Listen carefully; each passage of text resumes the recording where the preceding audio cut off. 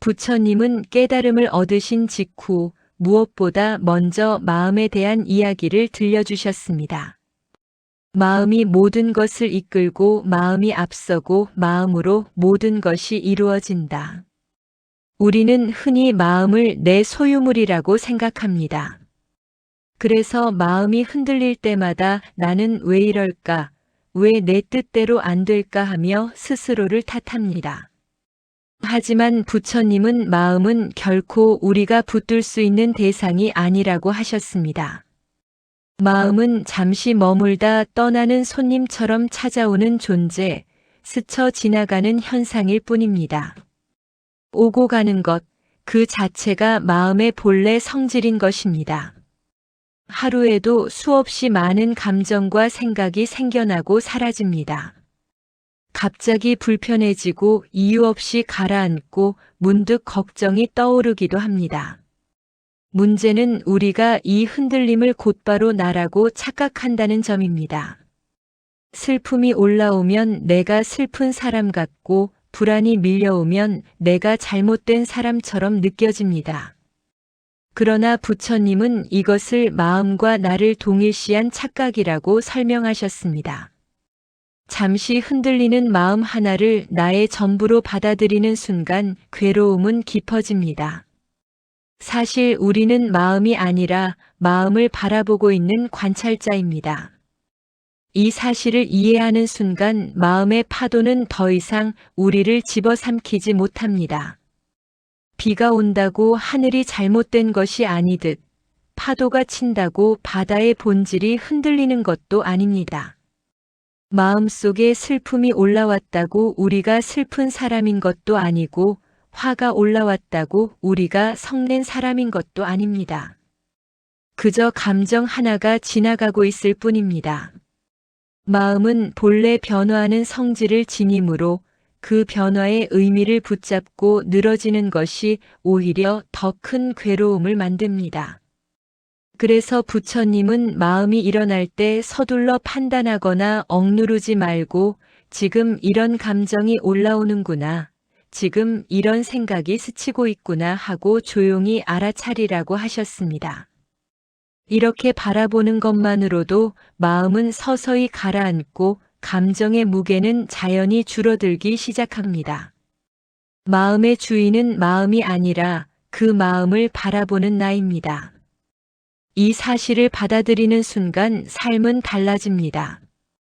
감정이 흔들려도 내가 함께 흔들리지 않고 생각이 요동쳐도 내가 휘둘리지 않으며 감정의 파도가 거세도 중심은 무너지지 않습니다. 마음을 손님으로 대할 수 있을 때 우리는 마음에 끌려가는 사람이 아니라 마음을 품어낼 수 있는 사람이 됩니다. 이것이 부처님이 가장 먼저 전하고자 했던 마음 다스림의 시작이자 모든 수행의 근본입니다. 마음을 이해하고 바라볼 수 있는 사람만이 삶을 지혜롭게 이끌어갈 수 있습니다. 우리가 마음을 다스리지 못하는 가장 큰 이유는 마음이 일어나는 순간 너무 성급하게 반응해버리기 때문입니다. 감정이 조금만 흔들려도 우리는 바로 말로, 행동으로 그것을 쫓아가고 걱정이 스며들려는 순간에는 어느새 온몸이 긴장으로 굳어버립니다. 부처님은 이러한 급한 반응이 괴로움의 첫 관문이라고 말씀하셨습니다. 마음보다 내가 먼저 움직이기 시작할 때 괴로움은 이미 그 틈을 타 우리 안으로 흘러들어옵니다. 그래서 부처님은 마음을 다스리는 길의 첫 번째 문이 바로 멈춤이라고 하셨습니다. 잠시 멈추는 그 짧은 순간이 마음을 지키는 가장 지혜로운 시간이라고 알려주신 것입니다. 많은 사람들은 멈춘다는 말을 오해합니다. 멈추면 뒤처지는 것 같고, 멈추면 약해지는 것 같고, 멈추면 뭐라도 놓쳐버릴까 불안해합니다. 그러나 멈춤은 도망이 아닙니다. 회피도 아닙니다. 멈춤은 오히려 내가 내 마음을 더 깊이 이해하기 위한 첫걸음이며 불필요한 고통을 만들지 않기 위해 선택하는 가장 용기 있는 태도입니다. 누구나 감정이 치밀어 오르는 순간에는 말이 먼저 튀어나오고 상황을 바로잡아야 한다는 조급함이 생기지만 단 한 호흡만 멈추어도 그 후에는 크게 줄어듭니다. 걱정이 몰려오기 전에 잠시 멈추면 생각의 소용돌이도 금세 잦아듭니다. 멈추는 순간 우리는 마음의 폭풍 속으로 바로 뛰어들지 않고 폭풍을 바깥에서 바라볼 수 있는 힘을 얻게 됩니다. 이것이 멈춤이 가진 치유의 힘입니다. 우리는 일상을 살면서 수많은 순간을 자동적으로 반응하며 살아갑니다. 누군가 나를 서운하게 만드는 말을 하면 즉시 마음이 움찔하고 또 다른 누군가의 표정 하나에도 마음은 금세 상처받아 흔들립니다. 감정은 번개처럼 빠르기 때문에 우리는 그 흐름을 따라가 버리기 쉽습니다. 하지만 부처님은 그 순간 단 한 번의 호흡만 멈추어 보라고 하셨습니다. 숨을 들이마시고 잠시 머물렀다가 부드럽게 내쉬는 그 짧은 호흡 속에서 마음속 폭풍은 조금씩 힘을 잃습니다. 이 멈춤은 감정을 억누르는 힘이 아니라 감정이 나를 덮치지 못하게 해주는 보호막 같은 존재입니다. 멈추는 순간 우리는 감정의 중심에 서게 되는 것이 아니라 감정의 바깥에 서게 됩니다. 예를 들어 누군가의 말투 때문에 화가 치밀어 오를 때 그 자리에서 즉시 말로 반응하기보다 잠시 눈을 감고 호흡을 느껴보는 것입니다. 아, 지금 내 안에서 화가 올라오고 있구나. 이 사실만 알아차려도 마음의 불길은 한 단계 가라앉습니다. 부처님은 마음이 일어나는 순간 바로 따라가지 않고 잠시 바라보는 것이 곧 깨달음의 시작이라고 말씀하셨습니다. 마음이 어느 방향으로 움직일지 결정되는 지점이 바로 이 멈춤의 순간이기 때문입니다. 멈춤이라는 수행은 긴 시간이 필요하지 않습니다. 단 3초만 있어도 충분합니다. 생각이 복잡해지고 감정이 요동치는 순간 그 자리에서 멈추어 서서 나를 지켜보는 것입니다. 많은 사람들은 이 짧은 시간을 과소평가합니다. 그게 뭐가 달라지겠어? 하고 말하지만 실제로 해보면 마음이 놀랄 만큼 달라진다는 것을 알아차립니다. 멈추는 동안 시간의 속도는 느려지고 마음의 파동도 느려집니다. 이 느려진 틈이 생기기 시작할 때 우리는 마음에 끌려다니는 존재가 아니라 마음을 바라볼 수 있는 사람이 됩니다. 멈추면 비로소 삶이 보입니다. 서둘러 걷던 걸음을 멈추면 길가에 작은 꽃이 보이고 빠르게 지나가던 생각을 멈추면 지금 내가 서 있는 이 순간이 보입니다. 우리는 늘 미래를 걱정하거나 과거를 후회하며 정작 지금이라는 시간을 놓치고 살아갑니다. 하지만 잠시 멈추어 호흡과 몸의 감각, 마음의 움직임을 바라보는 동안 우리는 비로소 현재라는 자리로 돌아옵니다. 부처님은 이것이 괴로움에서 벗어나는 가장 확실한 길이라고 하셨습니다. 멈춤은 누구나 할 수 있습니다. 언제 어디서든 가능합니다. 걷다가 잠시 발걸음을 멈추는 것만으로도, 화가 올라올 때 한 번 숨을 고르는 것만으로도, 불안이 올라올 때 가슴에 손을 올려주는 것만으로도 마음은 조금씩 부드러워집니다. 마음이 흔들릴 때 바로 움직이지 않고 잠시 멈출 수 있다면 우리는 감정의 노예가 아니라 감정을 다스리는 사람이 됩니다. 부처님이 말씀하신 멈춤의 지혜는 바로 이 작은 시간들 속에서 꽃처럼 피어나기 시작합니다. 멈추는 순간 마음은 길을 잃지 않고 우리는 삶을 새롭게 바라보는 눈을 얻게 됩니다. 우리가 마음을 다스리지 못하는 이유 중 하나는 마음이 올라오는 순간 그것을 너무 빨리 판단해버리기 때문입니다. 가슴에서 어떤 감정이 조금만 움직여도 우리는 즉시 이건 나쁜 마음이다, 이러면 안 된다 하고 평가를 내립니다. 잠깐 스친 생각 하나에도 왜 이런 생각을 했지? 내가 이상한 건 아닐까? 하며 옳고 그름을 따지기 바쁩니다. 이처럼 마음이 아직 자리 잡기도 전에 성급하게 재단해버리면 그 마음은 오히려 더 크게 흔들리고 결국 그 판단이 또 다른 괴로움의 불씨가 되어 우리 안에서 자라납니다. 하지만 부처님은 마음을 다스리는 길은 판단에서 시작되지 않는다고 하셨습니다. 판단은 마음을 굳게 만들고 마음을 거부하게 만들며 결국 마음과 나 사이에 갈등을 일으킵니다. 진짜 마음을 다스리는 수행은 마음을 있는 그대로 바라보는 관찰에서 시작된다고 하셨습니다. 마음이 일어나는 그 자리에서 평가하지 않고 받아들이기만 해도 마음은 스스로 잦아들고 마음이 잦아들면 괴로움은 자연히 힘을 잃습니다. 관찰이라는 말은 거창하게 들리지만 사실 매우 단순합니다. 내 마음을 나의 전체로 보지 않고 한 걸음 떨어져 바라보는 것입니다. 화가 올라오면 내가 화다라고 말하는 대신 지금 화가 올라오고 있구나라고 바라보는 것. 걱정이 생기면 나는 불안한 사람인가 보다라고 단정하는 대신 지금 걱정이 지나가고 있구나라고 알아차리는 것입니다. 이처럼 감정이 일어나는 순간 한 걸음 떨어져 바라보기만 해도 마음은 갑자기 나라는 중심에서 벗어나 단순한 현상으로 자리 바뀜을 합니다. 감정이 나의 전부라고 느낄 때는 그 감정이 나를 휘두르고 때로는 무너뜨리기까지 합니다. 하지만 감정을 관찰하는 순간 감정은 나를 지배하지 못합니다. 우리가 살아오며 자연스럽게 배운 잘못된 습관 중 하나는 마음과 나를 하나로 묶어버리는 태도입니다. 슬픔이 오면 나는 슬픈 사람이라 여기고 화가 나면 나는 성격이 나쁜 사람이라 생각합니다. 하지만 부처님은 마음은 구름과 같고 우리는 하늘과 같다고 말씀하셨습니다.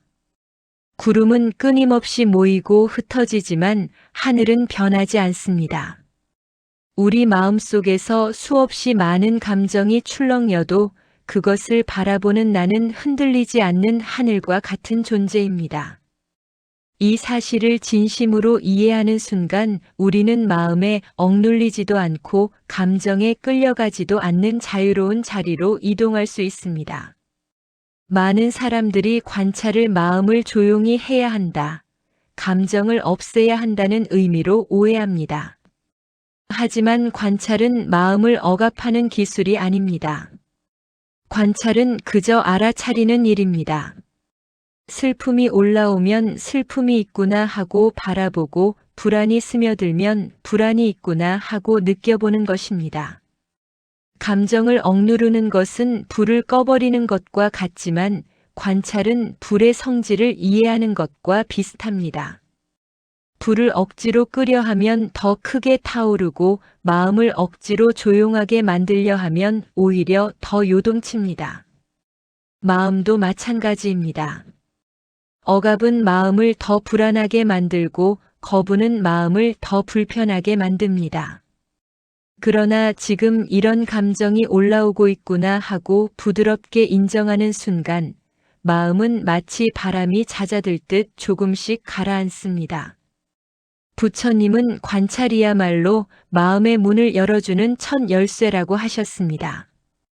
감정이 일어나도 휩쓸리지 않고 바라볼 수 있는 사람은 문제 앞에서도 넓은 시야를 유지할 수 있습니다.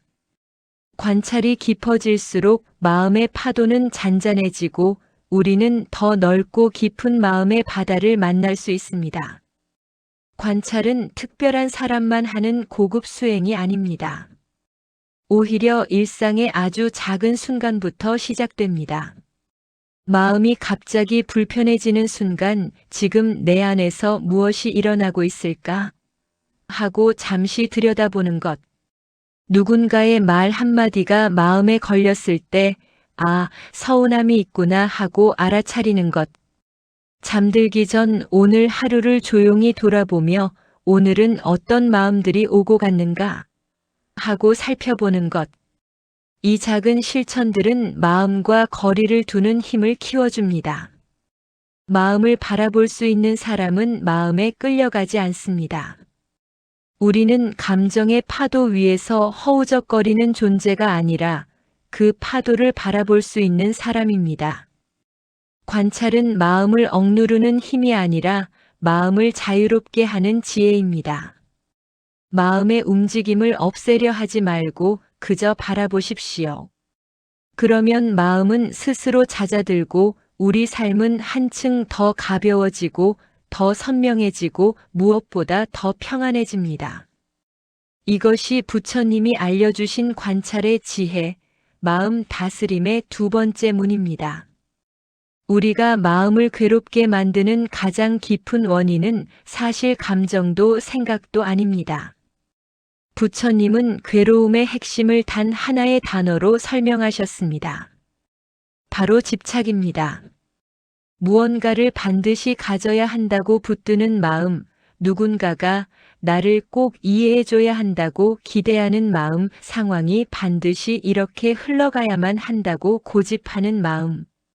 이런 집착들은 겉으로는 티가 나지 않지만 마음속에서는 끊임없이 힘을 소모하게 만듭니다. 나이가 들수록 몸의 짐은 줄어들어야 할 것 같은데도 마음이 괜히 무겁게 느껴지는 이유, 그 무게의 대부분은 놓지 못한 것들이 만들어낸 것입니다. 부처님은 집착이 바로 괴로움의 씨앗이며 그 씨앗이 자라면 삶이 답답해지고 마음이 쉽게 요동친다고 하셨습니다. 우리는 무언가가 사라질까봐 불안하고 변할까봐 걱정하며 내 뜻대로 되지 않으면 금세 마음이 좁아집니다. 이러한 마음의 뿌리를 들여다보면 모두 동일한 근원으로 연결됩니다. 이것만은 꼭 이렇게 되어야 한다. 바로 이 마음이 괴로움의 시작입니다.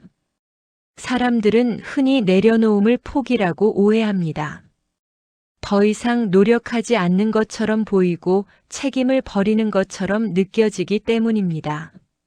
하지만 부처님이 말한 내려놓음의 의미는 전혀 다릅니다. 내려놓음은 버림이 아니라 마음에 쌓인 짐을 덜어내어 나에게 더 넓은 공간을 만들어주는 지혜입니다. 방 안에 물건이 가득 쌓여 있으면 내가 설 자리가 좁아지는 것처럼 마음에도 집착, 고집, 기대가 쌓이면 마음은 숨을 쉬지 못합니다. 그러나 그 욕심을 단 하나만 내려놓아도 마음의 공간은 놀라울 만큼 넓어져 갑니다. 내려놓음은 잃는 것이 아니라 되찾는 것입니다.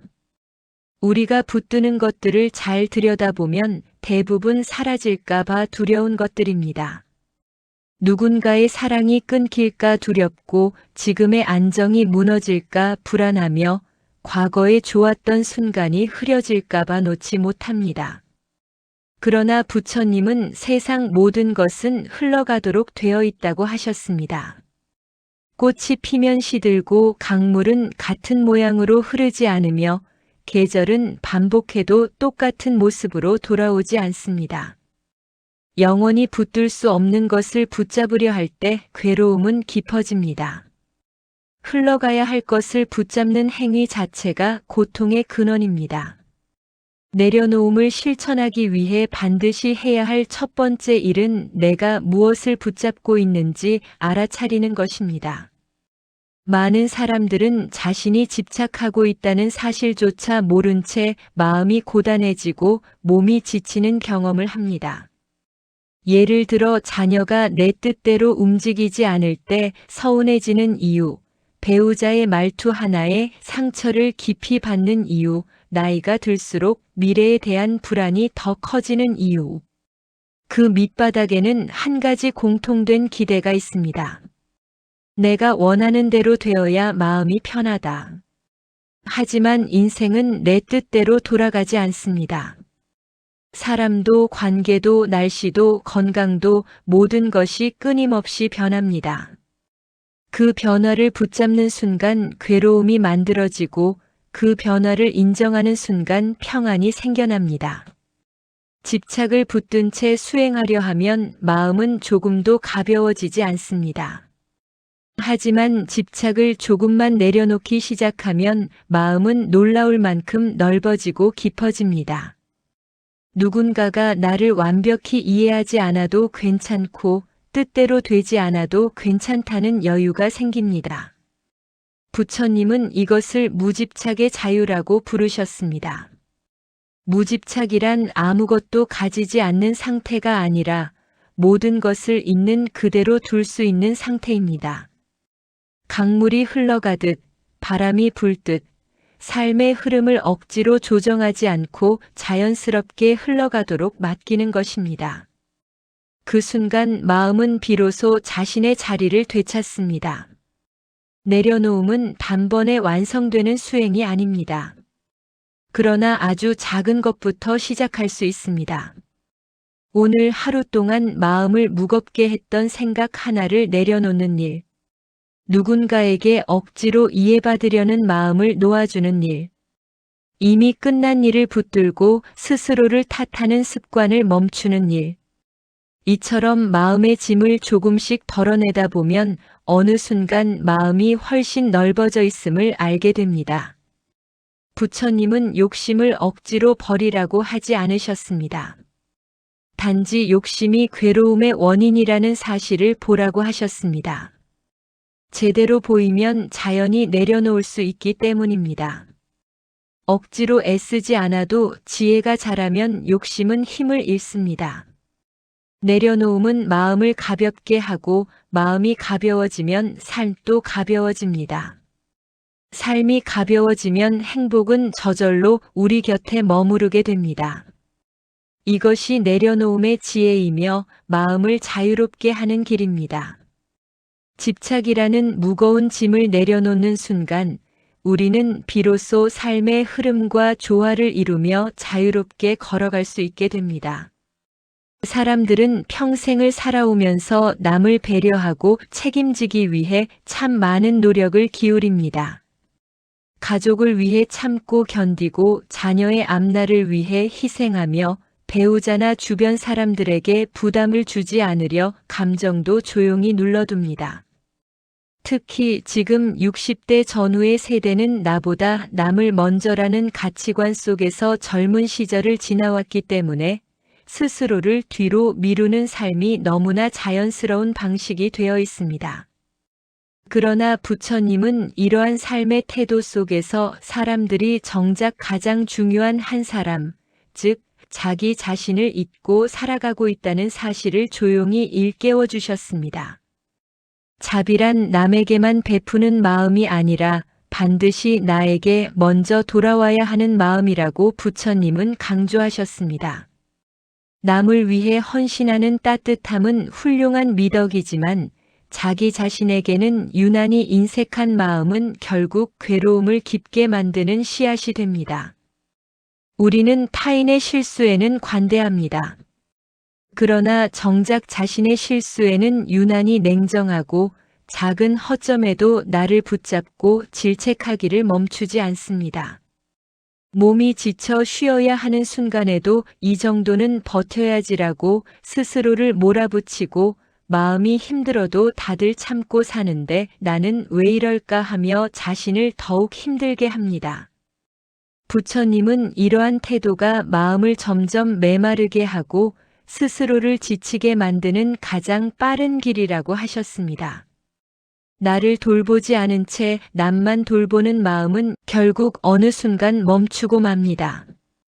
그래서 부처님은 먼저 나를 향한 자비가 있어야 남을 향한 자비도 온전히 피어난다고 가르치셨습니다. 나에게 자비가 없으면 누군가의 슬픔을 온전히 품어줄 힘도 사라지고 누군가를 따뜻하게 이해할 여유도 줄어듭니다. 마음의 그릇이 비어 있는데 계속 나누려고 하면 결국 그릇은 깨져버립니다. 부처님은 스스로를 향한 자비는 마음을 감싸주는 따뜻한 이불과 같다고 하셨습니다. 따뜻한 이불이 몸의 떨림을 잠재우듯 자비는 마음의 떨림과 상처를 조용히 가라앉혀 줍니다. 많은 사람들은 자비를 약함으로 오해합니다. 스스로를 위로하면 나약해지는 것 같고, 자신에게 관대하면 게으르고 느슨해지는 것 같고, 한 발 물러서면 책임을 피하는 것처럼 느껴집니다. 그러나 부처님은 자비를 오히려 마음이 가진 힘 중 가장 강한 힘이라고 말씀하셨습니다. 자비 없는 마음은 쉽게 다칩니다. 누군가의 말 한마디에도 상처를 받고 작은 일에도 마음이 부서지고 어려움이 닥치면 쉽게 무너져 버립니다. 하지만 자비가 있는 마음은 다릅니다. 자비는 부드럽지만 절대 약하지 않습니다. 부드러움 속에 단단함이 있고 온화함 속에 넓은 힘이 있습니다. 그 이유는 자비가 단순한 위로나 미화가 아니라 나의 고통을 있는 그대로 바라보고 이해하는 지혜이기 때문입니다. 내가 왜 힘든지, 무엇 때문에 마음이 경직되고 있는지, 어디에서 아픔이 시작되었는지를 정확히 알아차리는 순간 자비는 자연스럽게 피어오릅니다. 왜 나는 이것밖에 안 될까라는 자책 대신 그동안 참 많이 힘들었구나라고 스스로에게 말할 수 있을 때 마음속에서 굳어있던 부분이 천천히 풀리기 시작합니다. 자비는 나를 비난하는 태도를 멈추고 나에게 숨 쉴 틈을 허락하는 태도에서 자랍니다. 이것이 바로 자비가 마음을 치유하고 재생시키는 가장 강한 힘이 되는 이유입니다. 누군가에게 친절하게 하듯 나 자신에게도 똑같이 친절하게 말하는 일. 이 단순한 실천이 마음의 결을 완전히 바꿔놓습니다. 오늘도 참 수고했다. 나는 이미 괜찮은 사람이다. 지금 이대로도 충분하다. 이 짧은 말 한마디가 지친 마음을 어루만지고 긴장된 내면을 풀어주며 삶 전체의 온도를 따뜻하게 바꿔줍니다. 나에게 자비를 보내는 사람은 마음을 억누르는 사람이 아니라 마음을 품어주는 사람이 됩니다. 그리고 자신을 품을 줄 아는 사람만이 다른 사람의 마음도 안정적으로 품을 수 있습니다. 부처님은 이렇게 말씀하셨습니다. 자신을 사랑할 줄 아는 사람이야말로 진정으로 남을 사랑할 수 있다. 나에게 자비가 없는 사람은 오래 남을 이해하기 어렵습니다. 작은 일에도 쉽게 지치고 마음의 여유가 금방 사라지기 때문입니다. 그러나 나에게 자비를 베풀기 시작하는 사람은 마음의 중심이 흐트러지지 않습니다. 삶의 어려움을 만나도 쉽게 무너지지 않습니다. 마음이 단단해지는 것이 아니라 깊어지고 넓어지기 때문입니다. 자비는 마음을 치유하는 힘이자 마음을 지탱하는 보이지 않는 기둥입니다. 나에게 따뜻한 말 한마디를 건네는 순간 우리는 마음을 억누르는 사람이 아니라 마음을 돌볼 줄 아는 사람이 됩니다. 이것이 바로 부처님이 알려주신 자비의 지혜이며 마음을 다스리는 길에서 반드시 통과해야 하는 중요한 문입니다. 나에게 향한 자비가 시작되는 순간 삶은 부드럽게 변하고 세상도 전보다 훨씬 따뜻하게 느껴지기 시작합니다. 사람들은 평생을 살아오며 남을 챙기고 책임을 지기 위해 참 많이 애를 씁니다. 가족을 위해 희생하고 자녀를 위해 자신을 내려놓고 주변 사람들에게 부담을 주지 않기 위해 속에 있는 감정들을 꾹 눌러두며 살아갑니다. 특히 지금의 60대가 겪어온 시대와 환경은 나보다 남을 먼저 생각하는 것이 자연스러운 삶의 방식처럼 자리 잡았습니다. 그러다 보니 하루하루를 충실히 살아낸 것 같지만 어느 순간 마음에는 이해할 수 없는 공허함과 피로가 찾아옵니다. 왜 이렇게 힘든지 이유를 모르고 누구를 원망할 수도 없습니다.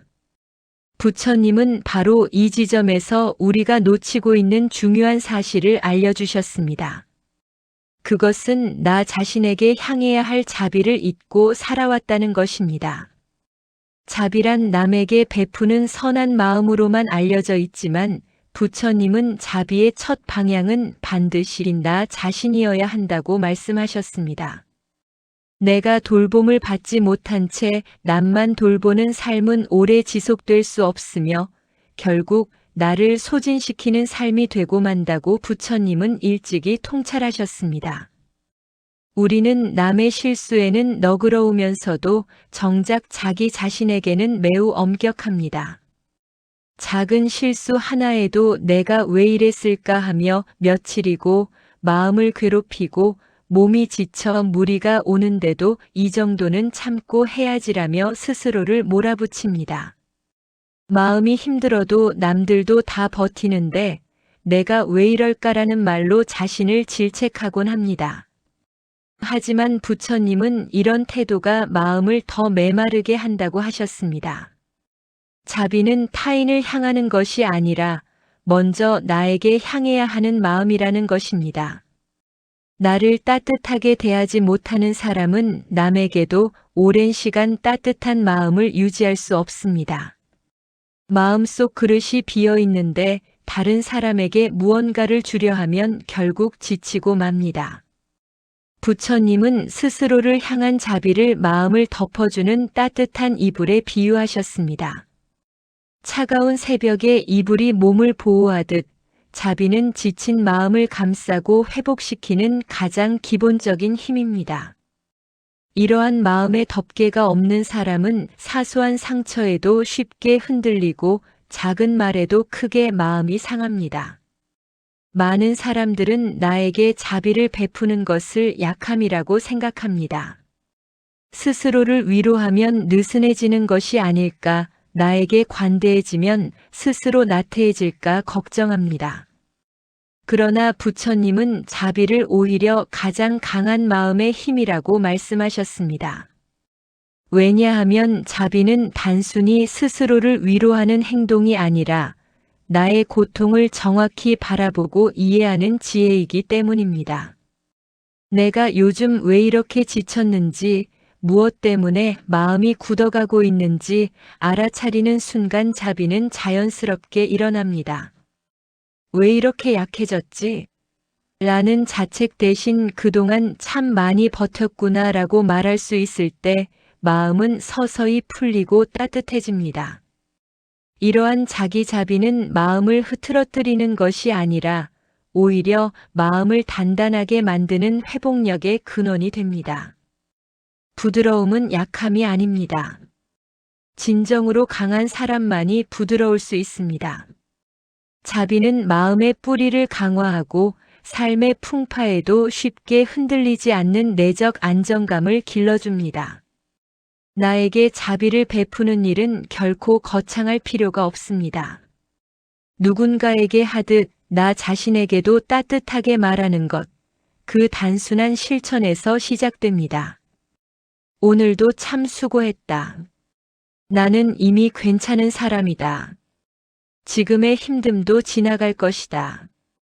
이 몇 마디가 마음의 긴장을 풀어주고 굳어있던 감정이 조금씩 녹아내리기 시작합니다.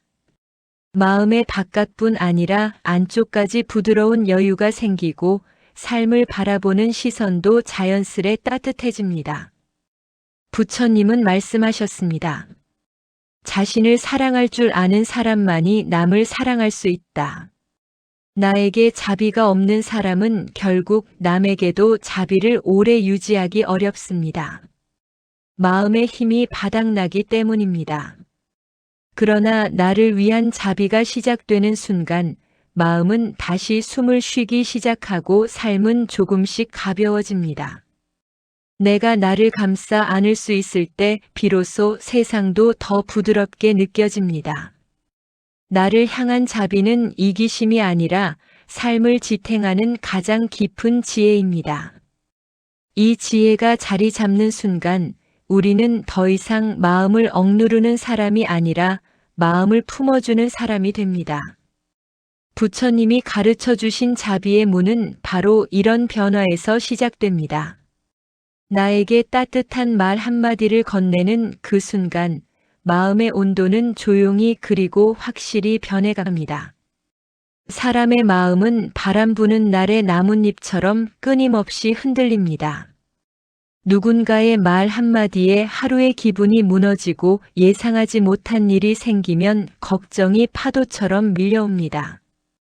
아침까지만 해도 마음이 가볍고 화창했는데 작은 실수 하나에 금세 흐려지고 아무 일도 없는 날에도 이유 없이 마음이 가라앉는 순간들이 있습니다. 이렇게 마음이 흔들리는 것은 아주 자연스러운 일이지만 문제는 이 흔들림이 어느 순간 우리의 삶 전체를 지배해 버릴 때입니다.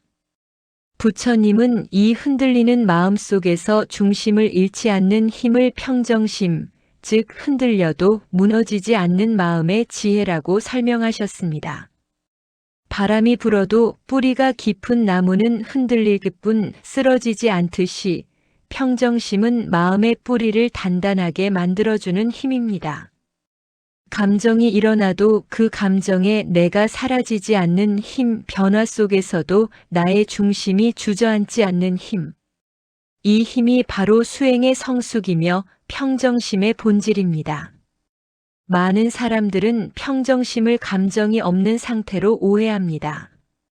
하지만 부처님은 평정심을 돌처럼 굳어 아무것도 느끼지 않는 마음이 아니라 느끼되 사라지지 않는 마음이라고 하셨습니다. 기쁨이 찾아오면 기쁨을 느끼고 슬픔이 찾아오면 슬픔을 느끼되 그 감정이 나를 지배하지는 않도록 하는 마음. 우리는 불편한 감정이 올라오면 본능적으로 밀어내려 합니다. 화가 나면 참아내려 하고 불안이 오면 외면하려 하고 슬픔이 올라오면 빨리 괜찮아져야 한다고 마음을 다그칩니다. 그러나 감정을 억누르는 태도는 오히려 감정을 더 강하게 만들고 마음을 불안정하게 합니다.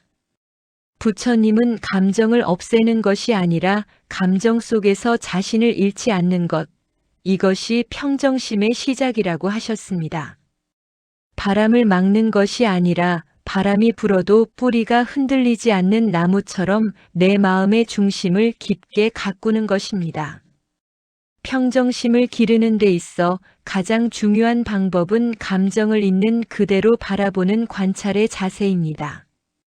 3장에서 이야기한 관찰의 힘이 여기에서 더 깊어집니다. 예를 들어 화가 올라올 때 대부분은 화내면 안 되지라고 억누르려 하지만 부처님은 이렇게 말씀하셨습니다.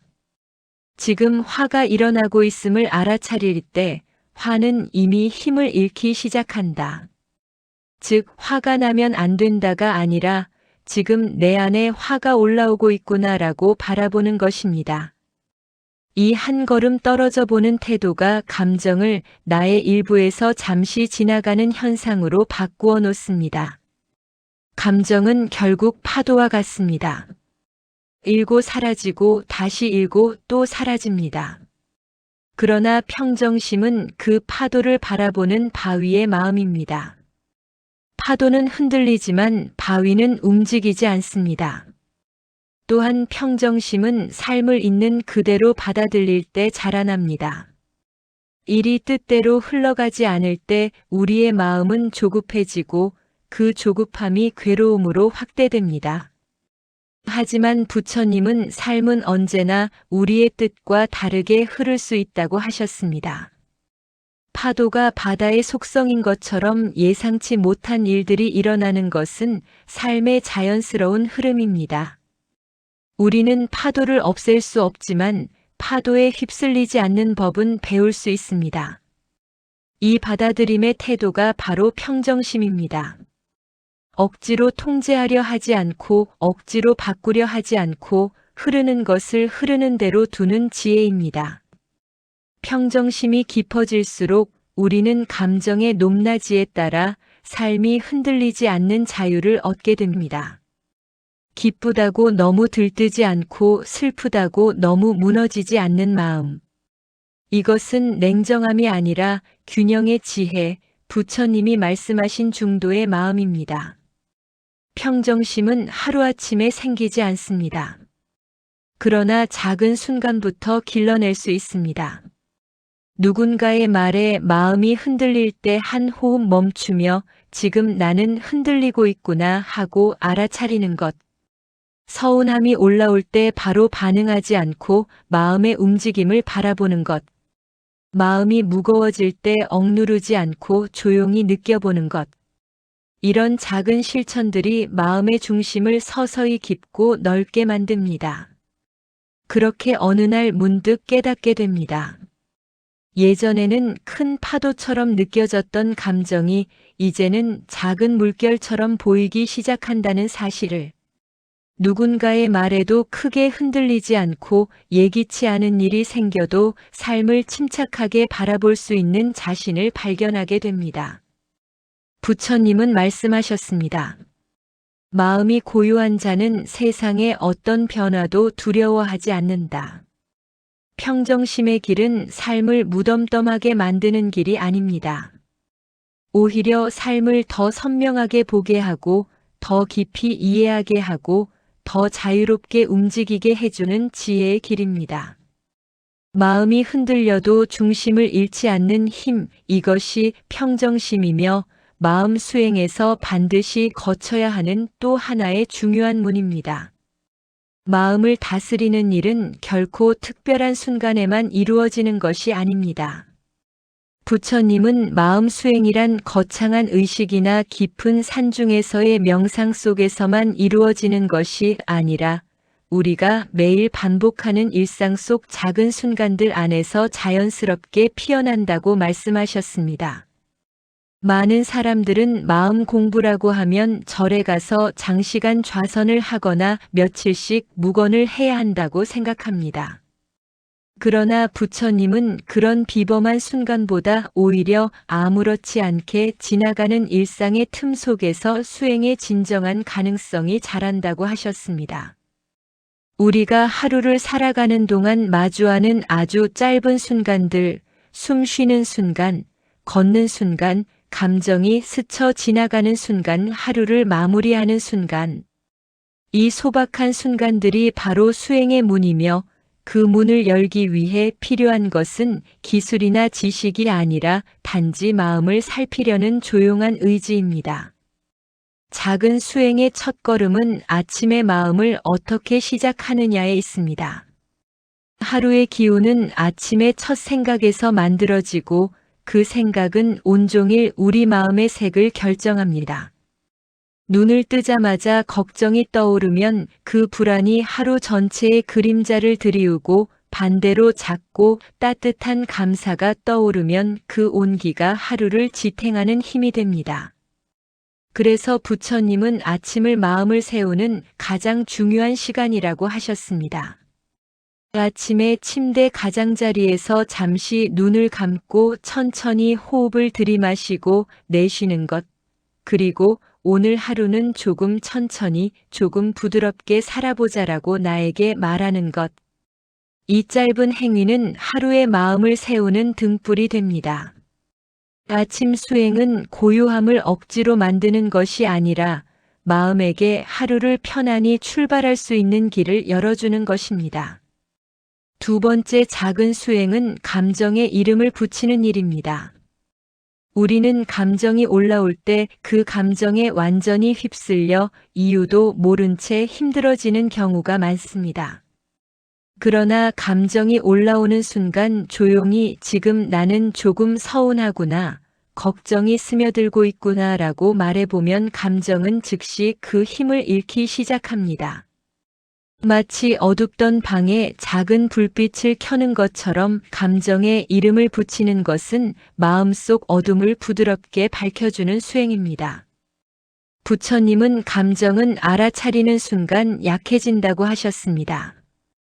감정에 끌려가지 않기 위해 필요한 것은 억누르는 힘이 아니라 단지 인식하는 눈입니다. 세 번째 수행은 걸음 속에서 마음을 돌보는 연습입니다. 걸을 때 발이 바닥에 닿는 느낌, 바람이 피부를 스치는 감각, 발걸음의 일정한 리듬을 천천히 느껴보는 것만으로도 분주하게 떠돌던 마음은 현재로 돌아옵니다. 부처님은 걷기 명상을 일상 속에서 가장 실천하기 좋은 수행으로 자주 권하셨습니다. 몸이 현재에 있으면 마음도 자연스럽게 현재에 돌아오기 때문입니다. 하루에 몇 분이라도 걸음을 현재에 두는 연습을 한다면 마음의 산만함은 줄어들고 고요함은 점점 깊어집니다. 그리고 하루의 마지막을 정리하는 수행이 있습니다. 잠들기 전 누워서 오늘 하루를 떠올리고 나에게 따뜻한 한마디를 건네는 일입니다. 오늘도 수고했다. 참 열심히 살아냈다. 이 정도면 충분하다. 우리는 하루 종일 스스로에게 비판적인 말만 들려주며 삽니다. 하지만 잠들기 직전에 그 짧은 위로 한마디는 마음을 부드럽게 감싸주는 마지막 빛이 됩니다. 부처님은 자기 자신에게 자비로운 말을 건네는 것도 수행의 중요한 일부라고 강조하셨습니다. 나에게 자비롭지 않은 사람은 결코 오래 마음의 평안을 유지할 수 없기 때문입니다. 작은 수행들은 그 순간에는 눈에 띄는 변화가 없는 것처럼 보일지도 모릅니다. 하지만 이런 작은 실천들이 하루하루 쌓여 일주일이 되고 한 달이 되면 마음의 습관은 완전히 달라지기 시작합니다. 마음은 한순간에 큰 결심으로 변하는 것이 아니라 어제와 오늘 사이에서 반복되는 작은 선택들이 모여 조금씩 방향을 바꾸는 존재이기 때문입니다. 매일 단 1%라도 마음을 살피고 부드럽게 다독이고 지금 이 순간에 연결해주는 작은 수행을 반복하면 마음의 결은 점점 더 안정되고 깊어집니다. 부처님은 수행이란 큰 변화가 아니라 작은 변화의 꾸준함이라고 가르치셨습니다. 일상의 작은 수행은 마음을 다스리는 가장 현실적이고 지속 가능한 길입니다. 거창하지 않아도 괜찮고 완벽하지 않아도 괜찮습니다. 중요한 것은 내 마음을 돌보겠다는 그 조용한 의지입니다. 이 작은 의지가 쌓여 마음을 밝히고 그 밝아진 마음이 결국 우리의 삶 전체를 부드럽고 따뜻하게 바꾸어 나갑니다. 부처님이 열반에 드시기 전 제자들에게 남긴 마지막 말은 아주 짧고 단순했지만 그 안에는 삶을 어떻게 살아야 하는지에 대한 가장 깊은 지혜가 담겨 있습니다. 스스로를 등불로 삼아라. 법을 등불로 삼아라. 많은 사람들은 이 말을 들으면 혼자 힘으로 살아라, 의지하지 말라는 뜻처럼 받아들입니다. 그러나 부처님이 전하고자 했던 의미는 훨씬 더 따뜻하고 지혜로웠습니다. 이 가르침은 삶의 모든 순간에 흔들리지 않기 위해서는 자신의 마음을 바로 세우고 그 마음을 스스로 비출 줄 아는 존재가 되어야 한다는 뜻입니다. 마음의 주인을 밖에서 찾지 말고 내 안에서 찾으라는 가르침입니다. 외부의 조건이 마음을 결정하게 두지 말고 내가 내 마음의 주인이 되어 스스로 길을 비추라는 것. 이것이 부처님이 마지막까지 제자들에게 남기고 싶었던 메시지였습니다. 우리는 흔히 마음이 편안해지기 위해서는 외부의 조건이 필요하다고 생각합니다. 누군가의 인정, 안정적인 환경, 약속된 미래, 사람들이 주는 좋은 말들. 그래서 우리는 내 삶을 남의 말에 맡기고 상황의 변화에 맡기며 늘 변하는 조건 속에서 마음이 출렁거리곤 합니다. 하지만 이 모든 것은 변합니다. 사람의 마음도 계절처럼 바뀌고 안정이라고 믿었던 조건도 언제든 무너질 수 있으며 우리가 기대었던 미래도 예상과 다른 모습으로 펼쳐질 때가 많습니다. 변하는 것에 기대면 기대할수록 마음은 더욱 쉽게 흔들리고 맙니다. 부처님은 바로 이 점을 꿰뚫어 보셨습니다. 변하는 것에 기대는 마음은 반드시 불안해진다. 그래서 스스로를 등불로 삼으라고 하신 것입니다. 마음의 중심을 바깥에 맡기지 말고 내 안에서 중심을 찾으라는 가르침입니다. 부처님이 말씀하신 등불은 눈에 보이는 물리적인 빛이 아니라 마음을 비추는 지혜의 빛입니다. 내가 어떤 마음 상태에 있는지, 무엇을 느끼고 있는지, 어떤 생각이 떠오르고 있는지를 스스로 비출 수 있는 사람은 외부의 변화에 휘둘리지 않습니다. 등불이 밖에 있는 사람은 바람이 불면 빛이 꺼지고 어둠 속에서 길을 잃지만 등불이 내 안에 있는 사람은 바람이 불어도 금세 다시 길을 찾습니다. 이 내면의 등불은 마음을 억누르는 힘이 아니라 마음을 바라보고 알아차리는 힘입니다. 화가 올라올 때 지금 화가 올라오고 있구나 하고 알아차리는 힘, 불안이 스며들 때 지금 불안이 오고 있구나라고 비춰보는 힘. 감정에 휩쓸리지 않고 감정을 바라볼 수 있는 사람은 이미 마음의 주인이 된 것입니다. 부처님은 감정과 생각은 모두 변하지만 그것을 바라보는 나는 변하지 않는다고 하셨습니다. 스스로를 등불로 삼는다는 것은 바로 이 변하지 않는 나, 관찰하는 나를 중심에 세우는 삶입니다. 스스로를 등불로 삼는다는 것은 남을 의지하지 말라는 뜻이 아니라 내 마음이 안정된 사람만이 더 넓고 깊게 타인을 도울 수 있다는 가르침입니다. 내가 흔들리지 않을 때 누군가의 고통도 온전한 마음으로 바라볼 수 있고 누군가의 이야기도 진심으로 들을 수 있습니다. 마음이 불안한 사람은 남을 돕기도 전에 자기 마음에 먼저 휩쓸리고 말지만 마음의 등불이 켜진 사람은 자신도 지키고 타인도 비출 수 있습니다. 또한 스스로를 등불로 삼는 삶은 바깥의 기준이 아니라 내 마음의 기준으로 살아가는 삶이기도 합니다. 남의 눈치를 보며 살아가는 것이 아니라 내 마음이 조용히 보내는 신호들 편안함, 불편함, 따뜻함, 차가움 이 작은 감각을 존중하며 살아가는 삶입니다. 부처님은 이 내면의 목소리를 듣는 것이 지혜의 첫걸음이라고 하셨습니다. 그리고 이 지혜는 거창하게 시작되지 않습니다. 오늘 하루 단 한 번이라도 내 마음을 들여다보는 것, 감정의 흔들림을 알아차리는 것, 내 안의 작은 목소리에 귀를 기울이는 것. 그 순간 등불은 조용히 켜집니다. 이 작은 불빛은 점점 밝아지고 그 밝음은 두려움과 불안을 밀어내며 마음의 넓고 고요한 자리를 만들어줍니다. 부처님이 마지막까지 전하고 싶었던 메시지는 분명합니다.